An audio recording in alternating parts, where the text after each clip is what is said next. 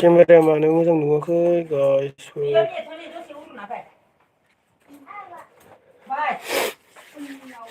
हेल' friends, गिबि गिबियावनो लाइमोन एसबि इउटुब चेनेलनिफ्राय बरायहरनाय थाबाय आरो दिनै गोदान बोसोरनि बयनिसिमबो हेपि निउ इयार गाहाम हामलायनाय जासिहरनाय थाबाय।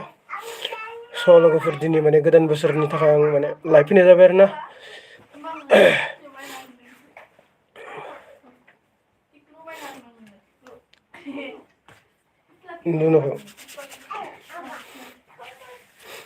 शेयार खालामना होनि दै गाइस, शेयार खालामना हो शेयार।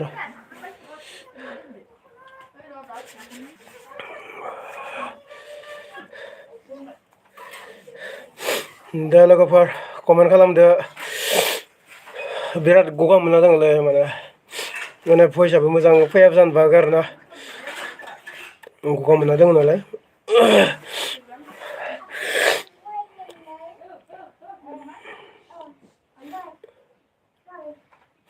दे लोगोफोर कमेन्ट खालामदो आरो शेयार खालामना होदो लोगोफोरनो जेसे हायो।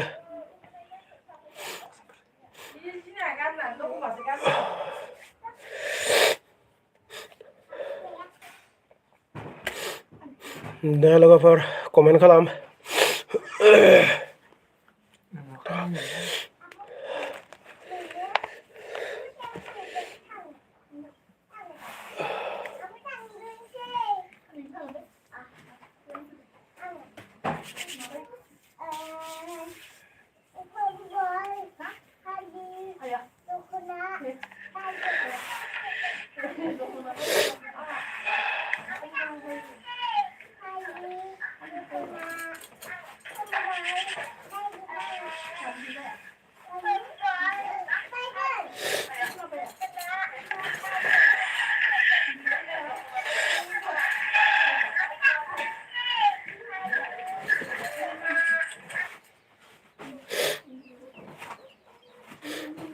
कमेन्ट लिरजायाखै नामालै?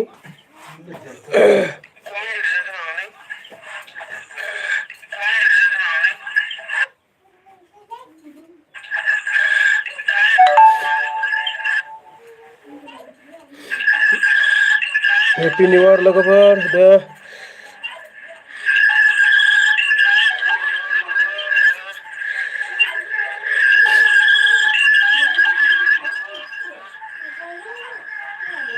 Man voice noise fैदों आं।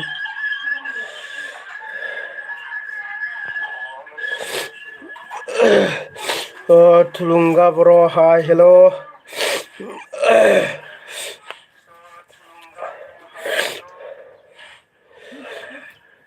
बिराद गगा मोनदों आरो माने बाय गुजुनायबो जादों आरोना।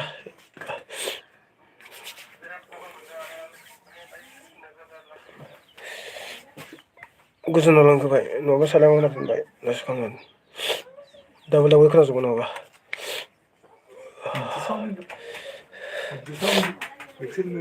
दे लोगोफोर खबरफोरखौ सोंहरदोब्रा माबोरै खबरफोरा खोन्थाहरदो दे। आरो मा खालामगासिनो निउ इयारनि खाना जानो थाङाखै नामा आरो बेरायनो थाङाखै नामा निउ इयाराव? आंथ' थांनो बायाखै थांनो सानदोंमोन। थांनाय जागोन जाया गेरेन्टि गैया माने देहाखौबो मोजां मोनाखैना एसां बेनि थाखायनो थांनो हानाय नङा आरोना। थांनो हानाय नङा माने थांनो जानोबा नाय थुलुंगा बर' निउ इयारनि खबर मोजां ना? अ मोजां मोजां ब्र मोजां। मोजां माने एसांबो मोजांद्रायबो नङा माने देहाया बाय गाज्रि जाना दङ नालाय। होमब्लाबो मोजाङानो होननांसिगोन निउ इयारनि।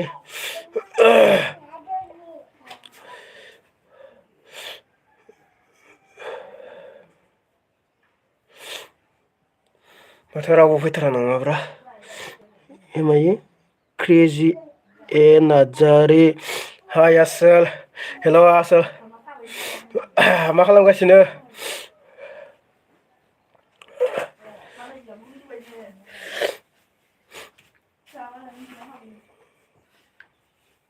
मा गथ'थ' माने गोजांदो बिराद ओमफ्राय आरो गगाबो मोनदों ना मानसिया माने मोजां देहाखौ मोजां मोनाखै माने गथ'थब जाना दङ ओंखायनो थाखायनो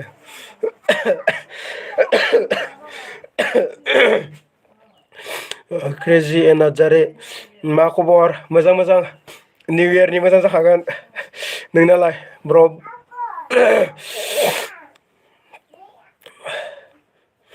कम्बल जोमनासो लाइभ फैनोसै नामाब्रा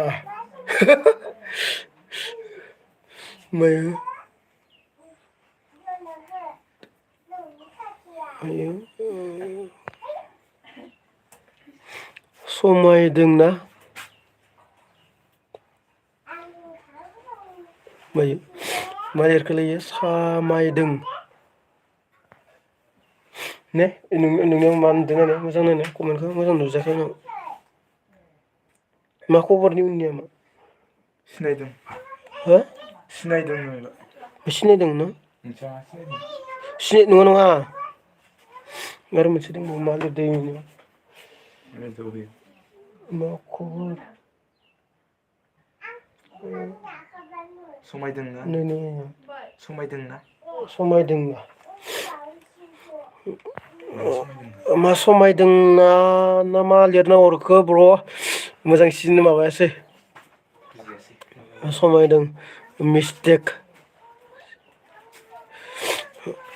मिस्टेक जादों अ जेबो नङा ब्र' सिनायदोंना जानांगौमोन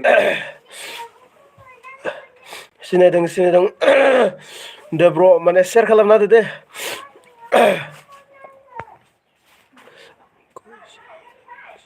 सिनायदो मायाव दोङो बाजाराव ना न'आव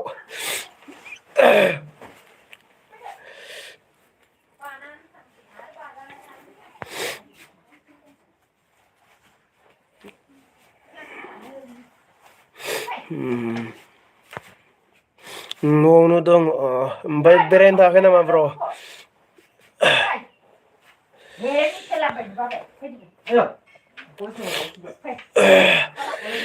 बिराद गगा मोनना दोङोलै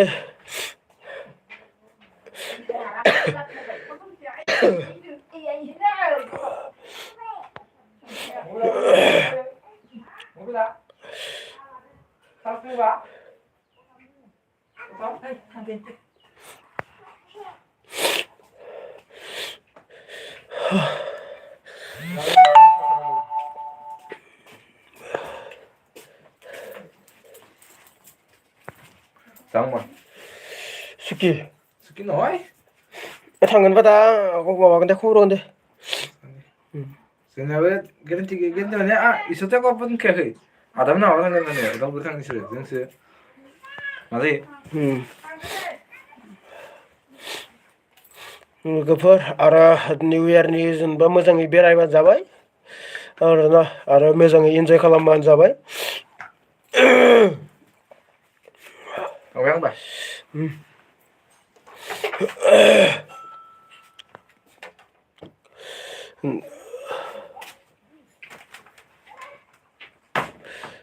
ओमफ्राय मा जाखो बिदिनो मोजां बेरायबानो जाबाय आरोना लोगोफोर खाना जायाखै नामा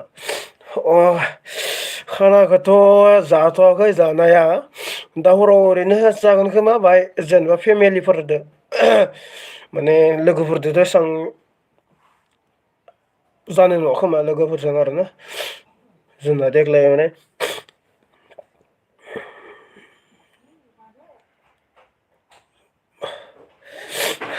कम्बल जोमनांगोन नामा कम्बल जोमनांगोनथ' आरो दा जोमगोन लासैनो बेनिफ्राय क्रेजि नार्जारि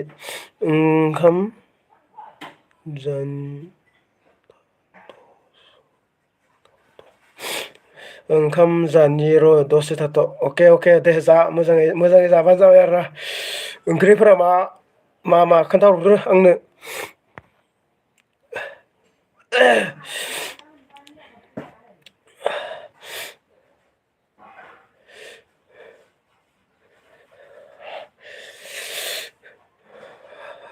र' दे जाहैग्रो दे मोजाङैनो जाना लाग्रो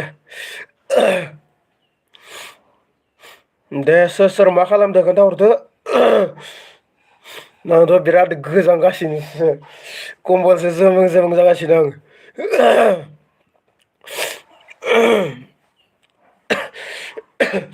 भइसफोरा माबोरै फैदो मोजां फैदोना? बिराद गगा मोनना दोङोलै।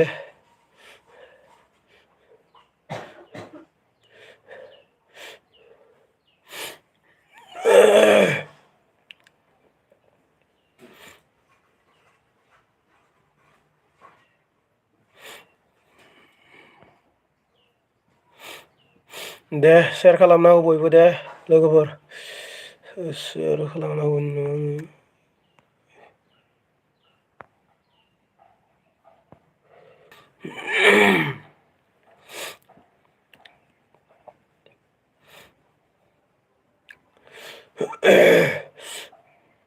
लास्ट डिसेम्बरखौ माबोरै बारहरखो 2022खौ लोगोफोर खोन्थाहरदो।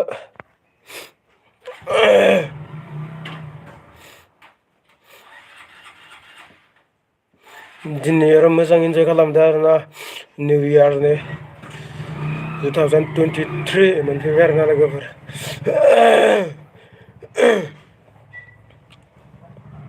आरो लोगोफोर मोनसे माबा आरोना जेनेबा गाबोनाव जायखिजाया खाननैसोआव माने मोनसे सर्ट भिडिअ होनो सानदोंमोन आरोना सिगांनो माने आंनि सिगांनि भिडिअ माने सिगांनि चेनेलावहाय माने बिबार ओइस चेनेलावहाय होदोंमोन आरोना बे भिडिअखौ माने बे चेनेलावथ' डिलेट जालांबाय स' बेनिफ्राय आं माने बे चेनेलावहाय लाइमोन ओइस बि चेनेलावहाय होफिननो सानदोंमोन स' लोगोफोर होफिननांगोन ना नाङा फोरमायहरदो आरोना कमेन्टआव। मिथिंगा बर'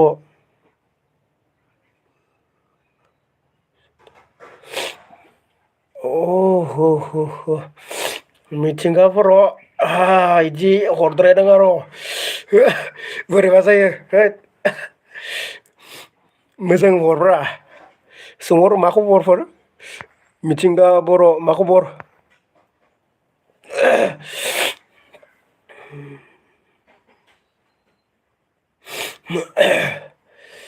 बेरायनो थाङाखै नामा बेरायनो?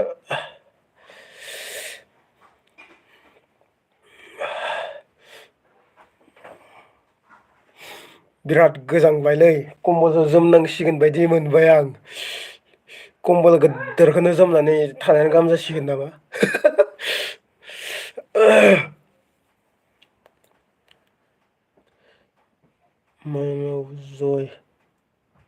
माइनाव जय आगै happy new year happy new year happy new year आब'। मा खबर आब'?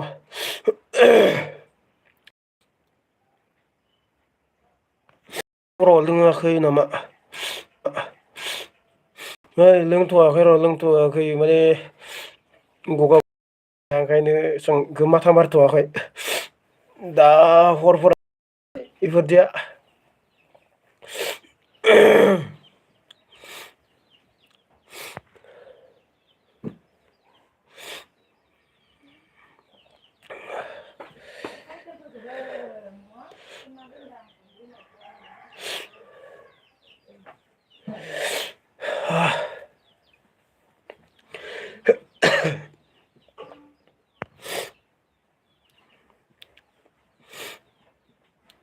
माथो हाबाजों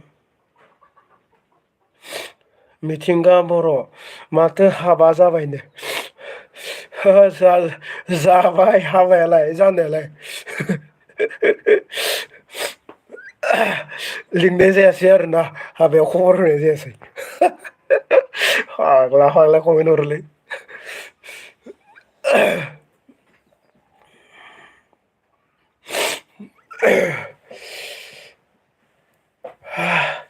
गोजांदो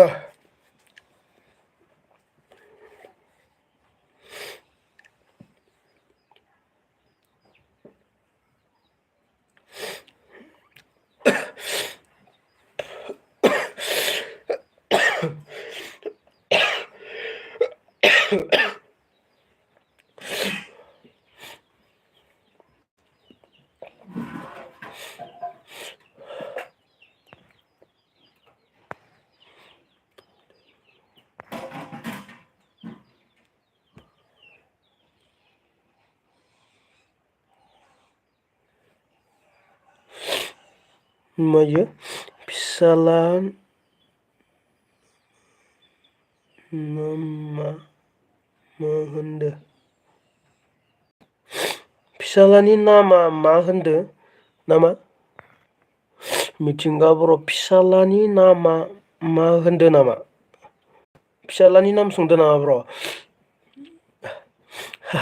फिसालानि नाम फिसालाखौनो मोनथ'वाखै र'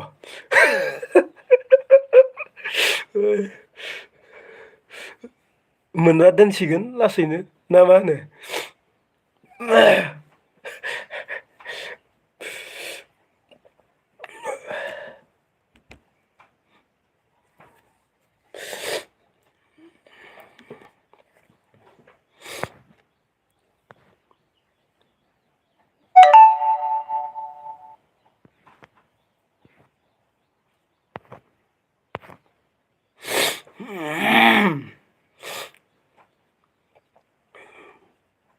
माथो रावबो फैला नाङाब्रा गोजांबायसो आंथ' गोजांनानै गबथबथबसो जाना दङ आंथ' कम्बल जोमनायानो गाहाम जामारसिगोन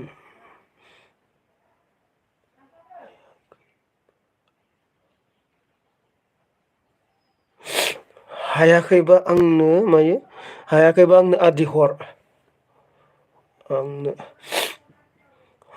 लांफाय आदि नांगौबा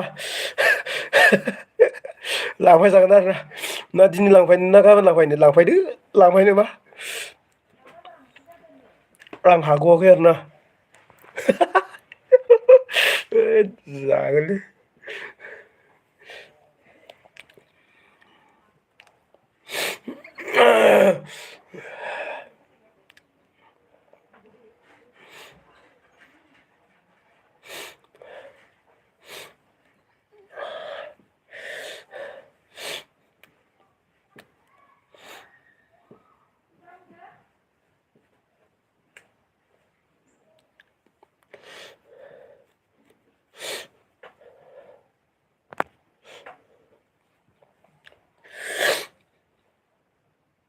मै बर' गथ' सिख्ला सासे बानायना हो अ माइ गड मा होनखो इयो बर' गथ' सासे मायो सिख्ला सासे बानायना होदो हैद ब्र बा दालालिसो सानगोन ना मा सानखोब्रा आंखौलाय बानायनोथ' हागोन माथो बुकिं गोजा थाजोबखायो माथो मोनबा खबर होनोसै नामा नामा ब्र' मोनबा खबर होनोसै आजिखालि माथो बुकिं गोजा जाजोबखायोलै मालाय महा मोनलाबायनो दे मोनबा बानायना होनोसै ना मा होनो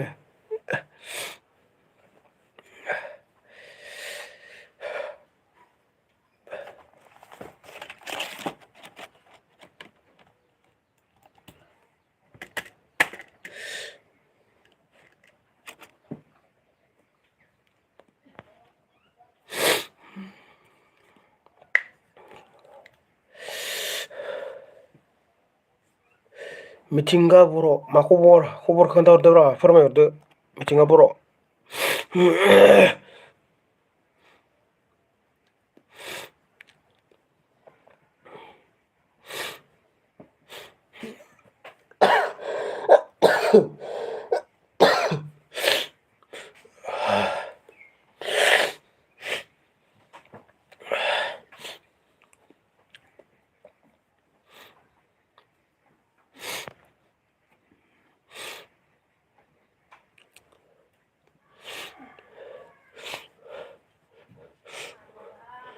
आं बारा गोबाव थाला आरोना बारा गोबाव थाया आरोना माने बिराद गगा मोनदों आरो मा होनो गुजुनोबो बाय गुजुनोबो ओंखारबाय थादो होमबाबो निउ इयारनि फैबाय आरोना लाइभ खनसे भिडिअबो होनो हाथाराखै नालाय माने ओमफ्राय देहाखौबो गाज्रि मोनगासिनो आरो जोंना माने मानसिफोराबो टाइम मोनाखै सोरबा सोरबि माने एगजाम जाबाय थादों नालाय स' एगजाम जाबाय थादों दा इ खाननैसोआव फैनो हागोन लाबोनो हागोन ना गेरेन्टि गैया दा भिडिअ'खौ लाबोनो हाबाबो माने एस फाइनेलफोरा जोब्बासो लाबोनो हासिगोन आरोना फाइनेल ओमफ्राय आरो जेनेबा एस मेट्रिकफोर जोब्बासो लाबोनो हासिगोन आरोना भिडिअ'फोरखौ माने आं जेसे हायो नाजागोन आरोना लाबोनो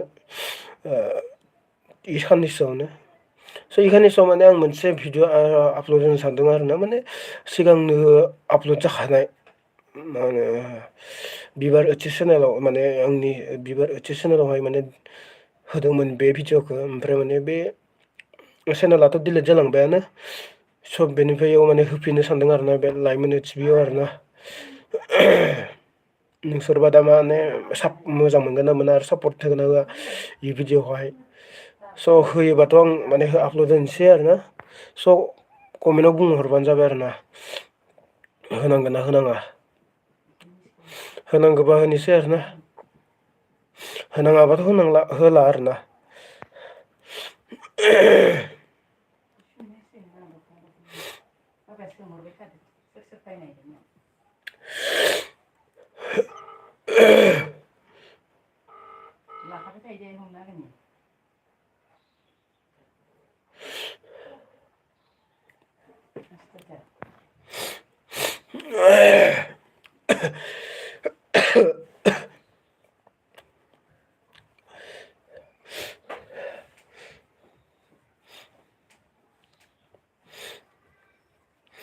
दारियाबो गोलाव गोलाव जाजोबथारो माथो सिनलायनांसिगोन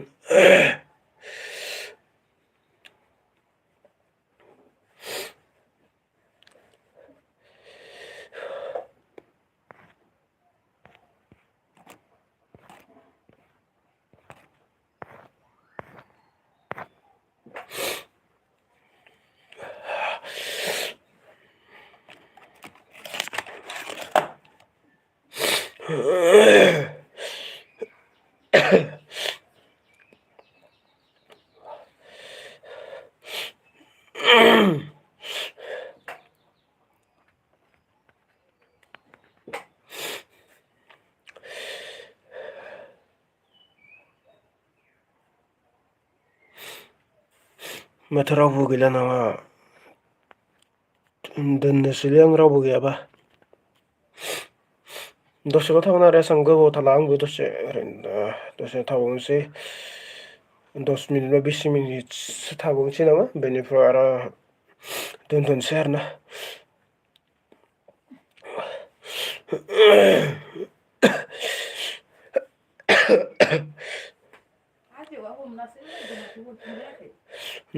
बुंहरदो मा खबर मा खालामदो बेरायनो थांदोंना थाङाखै गोदान बोसोरनि फोरमायहरदो बयबो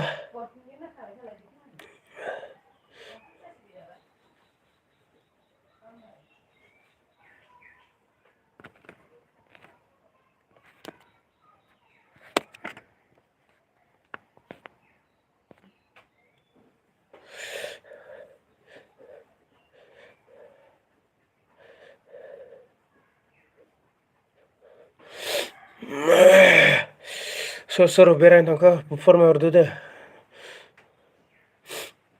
आरो लास्ट डिसेम्बरखौ बोरै बारहरखो फोरमायहरदो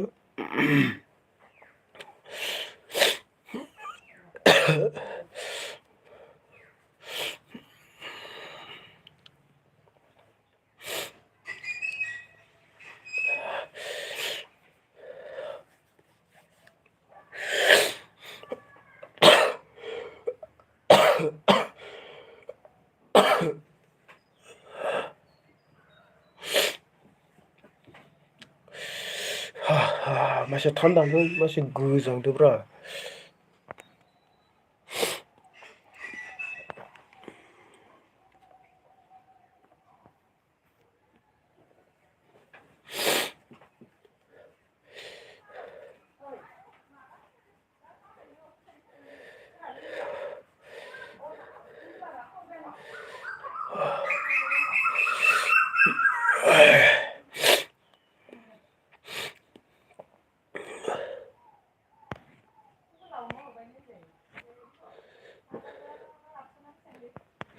दे लोगोफोर शेयार खालामना होजायो लोगोफोरनो।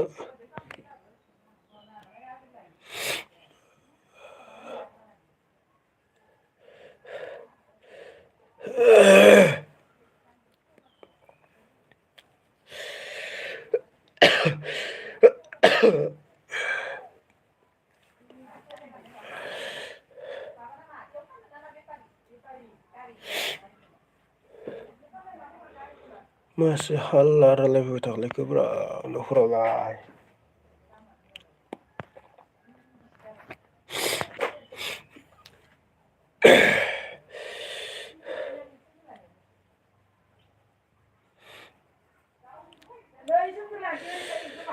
दे शेयार खालामनांगौ बयबो लोगोफोरनो।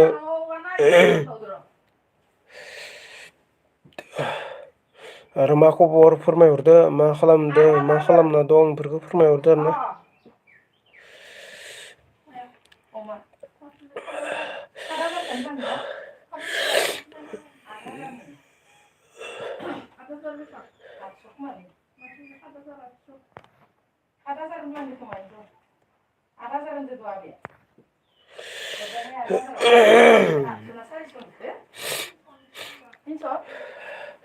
एसां गोबाव थाला आरोना आंबो ओरैनो बारा गोबाव थाला आं दा लाइफआव माने बिराद मोजां मोनाखै देहाखौबो माने गगा मोननानैनो।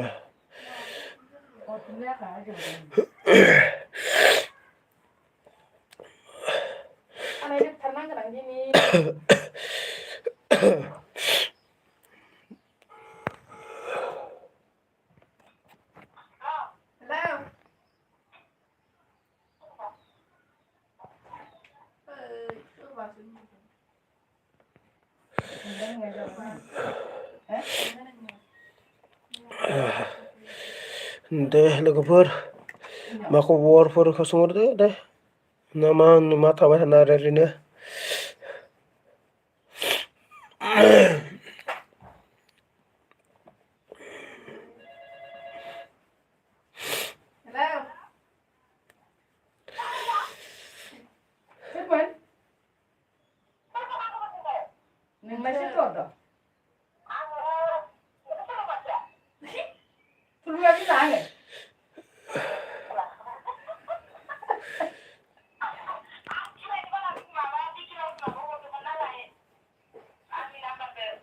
फैसा गैया साला ओंखायनो मिसकल हरबाय थादो।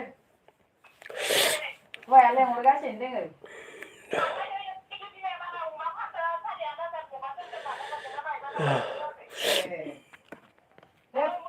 आं न'आवनो दोङो।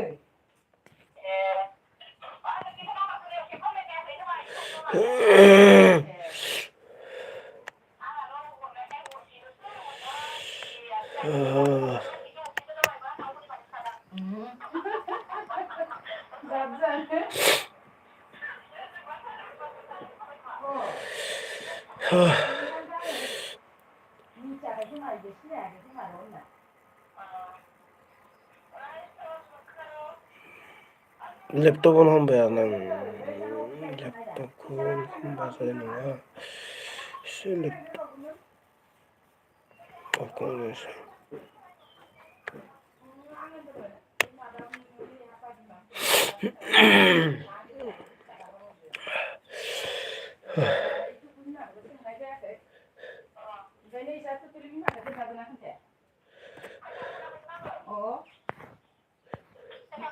नाम्बारबो गैया इखौबो खोन्थानो स' लोगोफोर दे कमेन्टफोर हरदो खालामदो मा सोंनो गोसो सोंदो।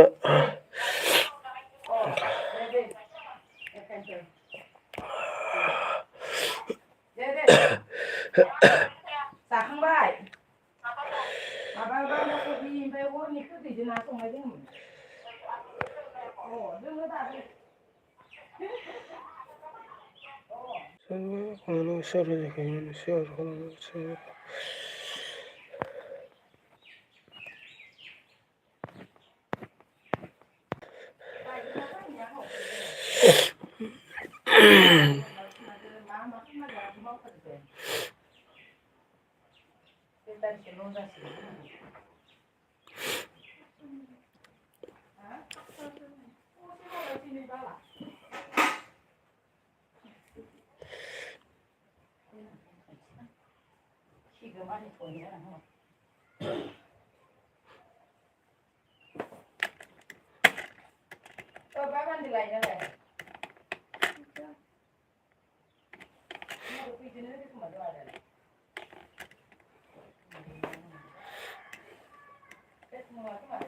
गोदोरदो नङा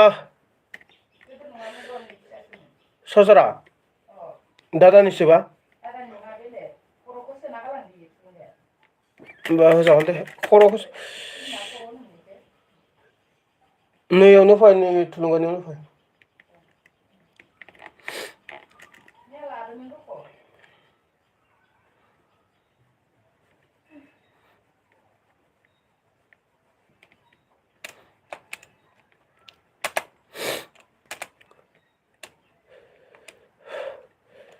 रावबो गैला नामा हो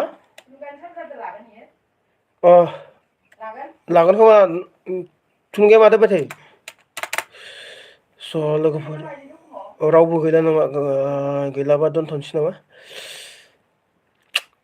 रावबोथ' नायाखै दोनथ'नोसै खोमा बायदिसो मोनलायलांबाय आं माने रावबो फैयाबा आरो माथो थाबाय थानो ना मा होनो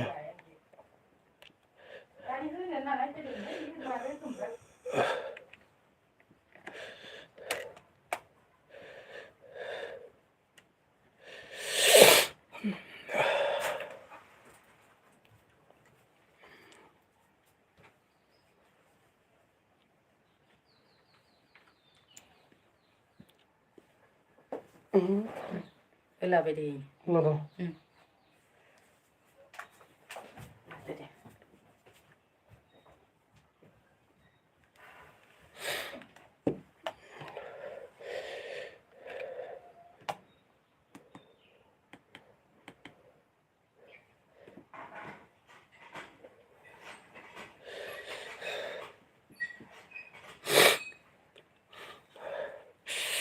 रावबो गैयाबा दोनथ'नोसै नामा लोगोफोर ना मा होनो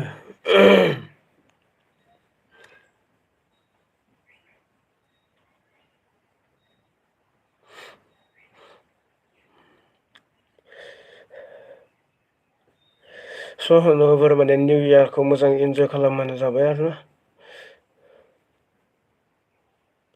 आरो जाहाथे माने माने मोजाङै थांहोयो आरो गावखौनो मोजां माबानानै इन्जय खालामो आरोना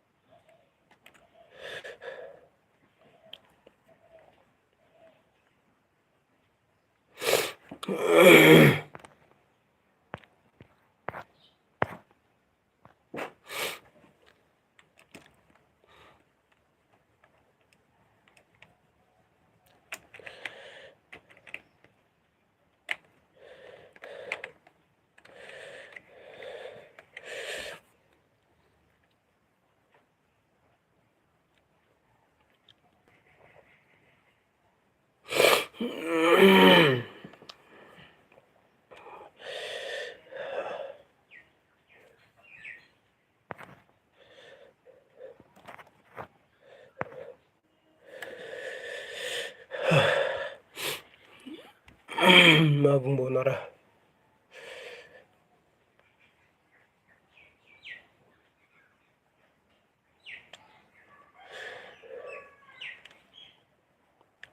स' लोगोफोर माने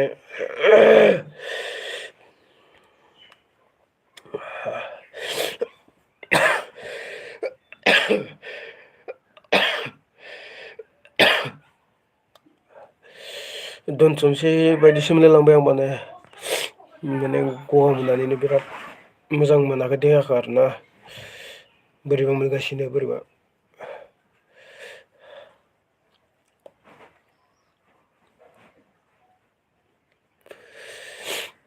बिराद गगा मोनदों।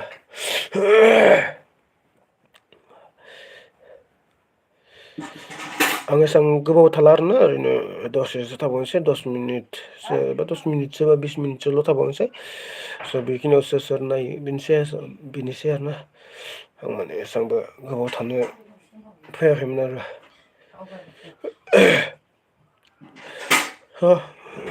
मा खालामदों लोगोफोरा आरो फोरमायहरदो आरोना कमेन्टआव।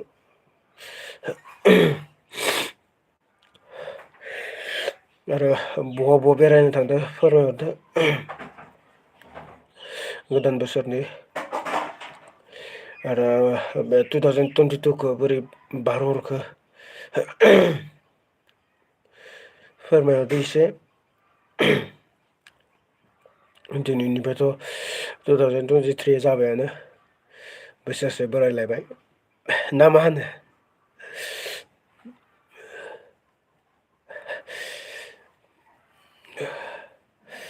बोरायनायासो खामानि आरोना।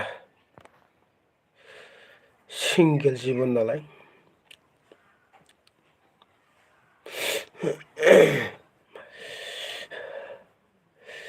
23आवहाय माबोरै जागोन दा?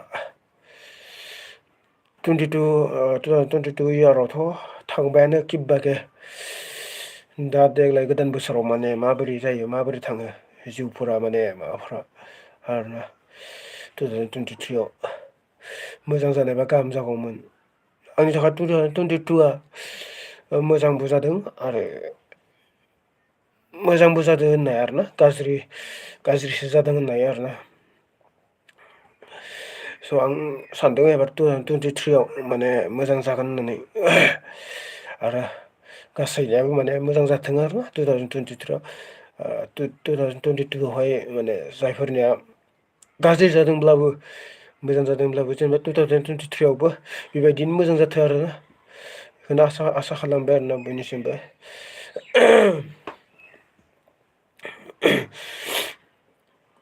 दिनैनिफ्राय 2023आवहाय माने मोजाङै थांबानो जाबाय आरोना। माने 2022आवथ' आंना बिराद मोजां माबायानो थाङासै आरोना। गाज्रिसो होनजायो आरोना। माबानिफ्रायनो होनजायो आरोना जानुवारिनिफ्रायनो होनजायो आरोना जानुवारिनि ओमफ्राय बेनिफ्राय माबायाव आरोना जानुवारि फेब्रुवारि मार्च बेफोरावबो बाय गाज्रियानो जादों आंनिया 2022आव। ओमफ्राय माबायावसो मार्च एप्रिल मे जुन जुलाइ आगष्टफोराव बाय मोजां जादोंमोन आरोना। बेनिफ्राय आरो गाज्रि जाफिनदों आरोना। दा बेनिफ्राय मा होनो 2023आवहाय माबोरै जायो नायनोसै दिनैनिफ्राय। नोंसोरनाबो माने माबोरै थांनाय फोरमायहरदो हायोबा। आरो फोरमायनो गोसो गैयाबा जेबो नङा आरोना। माबोरै थांदों मोजां थांदोंना थाङाखै। मोजां थांदोंबा मोजां होनब्लानो जाबाय आरो जेनेबा गाज्रि जादोंब्ला गाज्रि होनबानो जाबाय आरोना। बेखिनियानो आरो बेखौनो बुंबानो जाबाय आरोना। आरो दा 2023आवथ' दिनैनिफ्राय स्टार्टिं जाबायानो।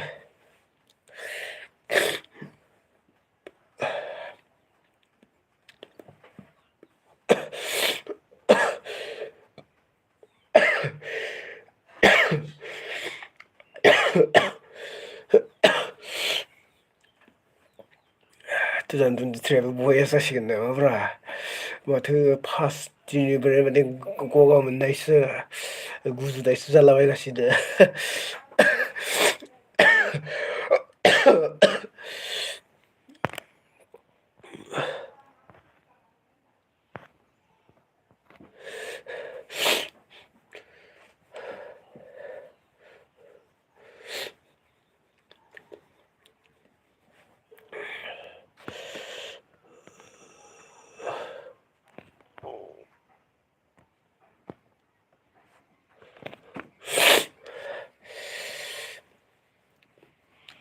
स' दोनथ'नोसै नामा बिदिबा ना मा होनो ना रावबोआनो गैला दा दोनथ'नोसै नामा?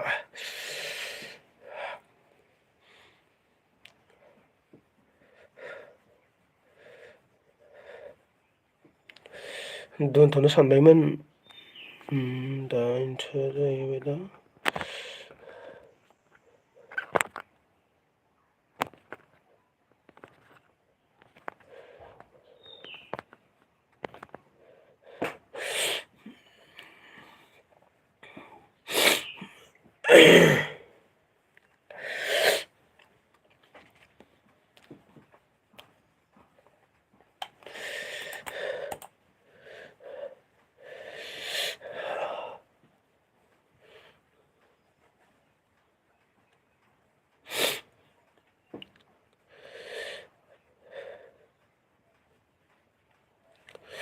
रावबो गैला दस'लाय रावबो गैलाबा दोनथ'नोसै नामा ना दोनथ'नाङाबा दोनथ'ना बुंहरदो ना मा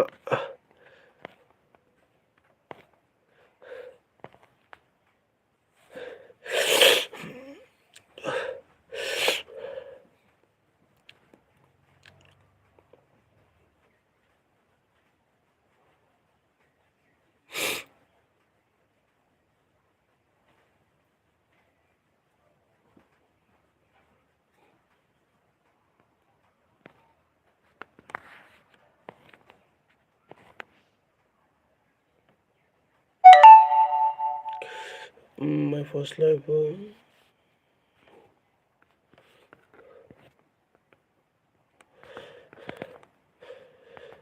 my last blog of 2022 blog last 22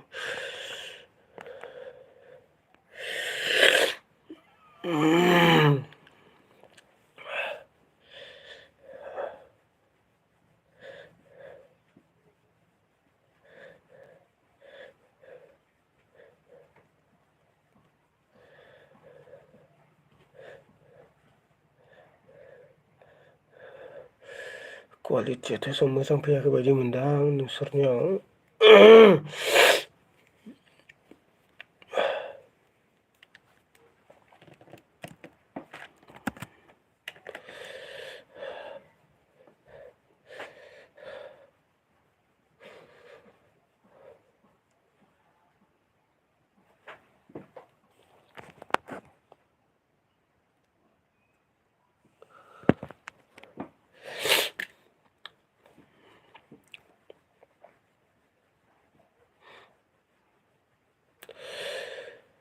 रावबो गैलाबा दोनथ'नोसै खोमा दोनथ'नो सानबायमोन आङो एसेबां देहाखौ मोजां मोनाखै नालाय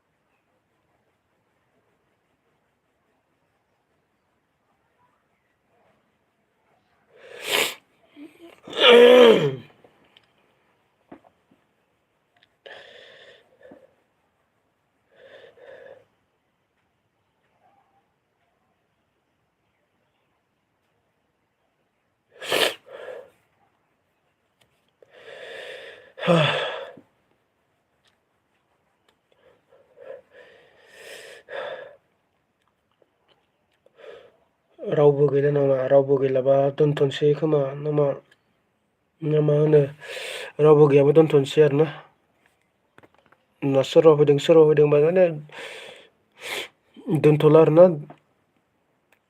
नायनो मा सोंनो गोसो सोंदो आरोना स' नङाबा दोनथ'नोसै नामा आङो माने दसे थानानै दोननोसैयानो आरोना स' जि सोंनो गोसो सोंनो हागोन आरो दा आं ओरैनो दसेसो थाबावनोसै 10 मिनिट बा 20 मिनिटसो थाबावगोन आरोना 10 मिनिट 20 मिनिटबो जाद्रायनाय नंला खोमा बायदि मोनदों आं माने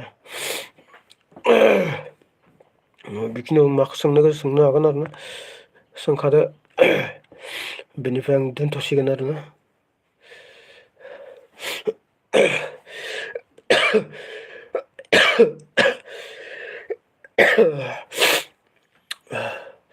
बिराद गगा मोननानै बिराद माबा जागासिनोलै देहाखौनो मोजां मोनाखै दाबो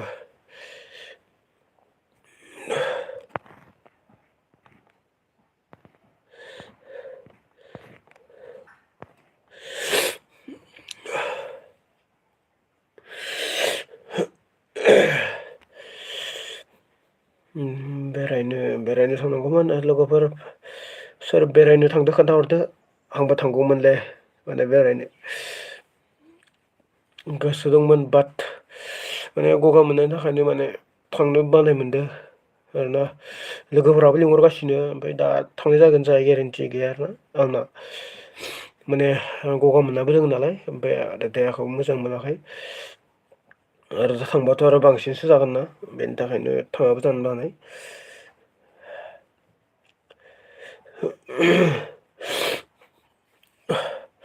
आरो सोर सोर बेरायनो थांदों माने खोन्थाहरदो आरो ना ना थाङाखै ना गामिफोरावनो पार्टि जादों ना न'आव पार्टि जादों बेफोरखौ फोरमायहरदो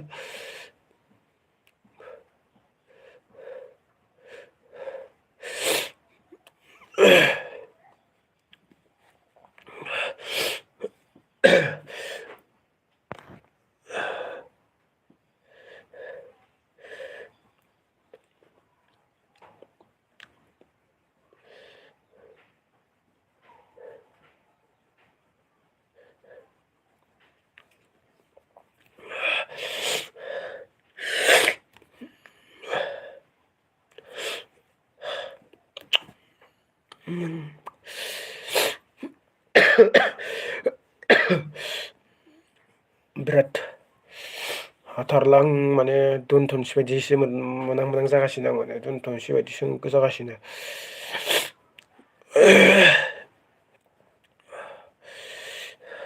दे लोगोफोर कमेन्ट खालाम आरो सेयारबो खालामना होदो जेसे हायो लोगोफोरनो आरोना आरो जेनेबा आंनि चेनेलखौ माने जाय जायफोरा जेनेबा साबसक्राइब खालामाखै साबसक्राइब खालामबानो जाबाय आरो ना साबसक्राइब खालामना लाबानो जाबाय आरो बेल आइकनफोरखौबो माबाबानो जाबाय आरो ना थुना लाबानो जाबाय माने जेब्ला आं माने गोदान भिडिअ आपलड होगोन अब्ला माने डाइरेक्ट नटिफिकेसन मोनहैनो हानाय आरो ना नोंनियाव सिगांग्रो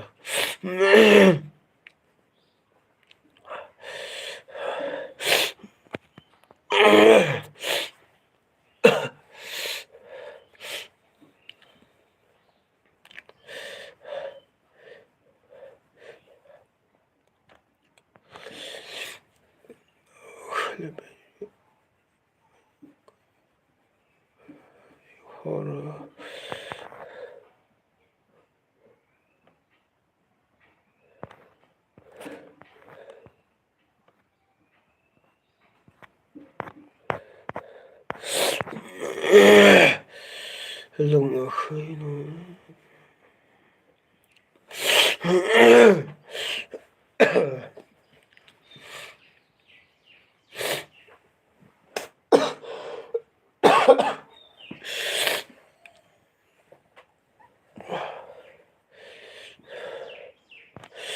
कम्बल जोमनांसिगोनलै गोजांबाय बिरादनो बांसिनसो गोजांसिनदों माथो कम्बल जोमनानै ब्लग होनो माबा लाइभ होनायानो गाहाम जासिगोन नामा रा कम्बल गिदिर गिदिर जोमना लानानै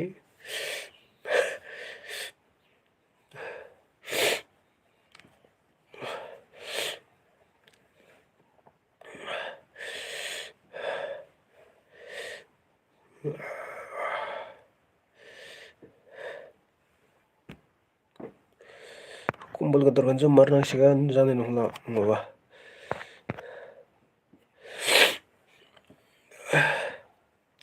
दे कमेन्ट खालाम लोगोफोर दे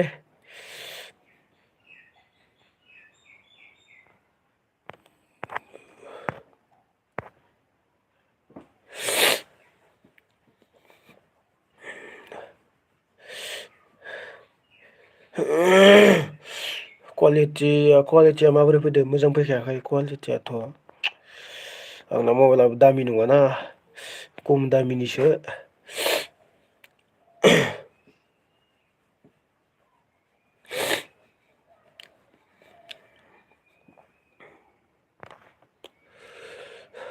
आरो लोगोफोर आं मोनसे माने ब्लग चेनेल खुलिनो नागिरदों आरो ना स' सापर्ट खालामलायबानो जागोन आरो ना आं बेयावनो माबा होगोन आरोना जेब्ला जि आपलड होगोन अब्ला आं माने बे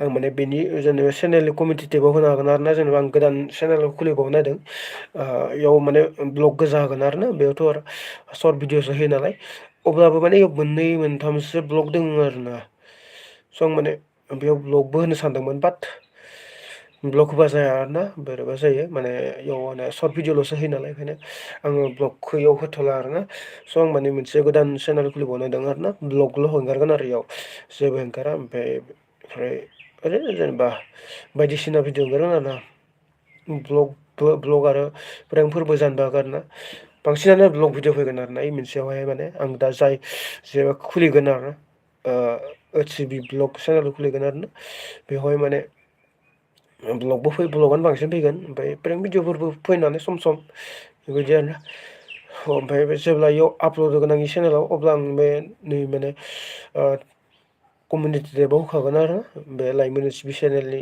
कमिउनिटि टेबाव होगोन आरोना आं गोदान चेनेल खुलिबाय बेबायदि होननानै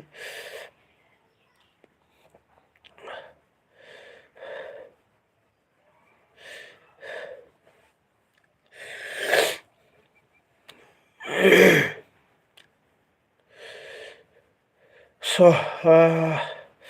लोगोफोर माने रावबोथ' गैखालानो बेखिनियावनो दोनथ'नोसै बायदिसो मोनबाय आङो ओमफ्राय आरो माने दिनै जेनेबा निउ इयारखौ माने निउ इयारखौ मोजाङै माबा जाबाय इन्जय खालामबानो जाबाय